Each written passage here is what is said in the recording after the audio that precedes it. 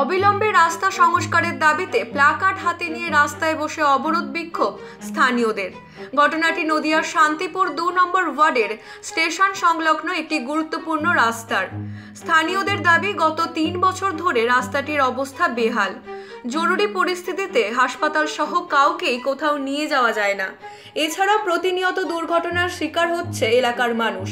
কারোর ভেঙেছে হাত, কারোর ভেঙেছে পা। এইভাবেই যন্ত্রণার মধ্যে দিয়ে রাস্তায় চলাচল করতে হচ্ছে তাদের।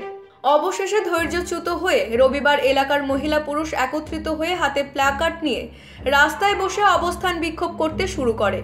স্থানীয়দের দাবি, ২০২২ সালে একবার রাস্তার সংস্কারের কাজ শুরুর জন্য উদ্যোগ নেওয়া হয়েছিল, কিন্তু সেই সংস্কার না করে আজ ২০২৪ সাল, এখনো পর্যন্ত রাস্তাটির বেহাল অবস্থা।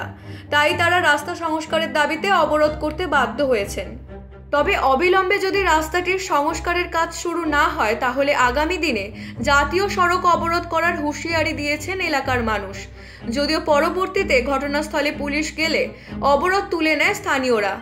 তবে স্থানীয় কাউন্সিলরের দাবি, রাস্তাটির সংস্কারের জন্য ইতিমধ্যে টেন্ডার হয়ে গেছে, খুব তাড়াতাড়ি রাস্তাটির কাজ শুরু হবে।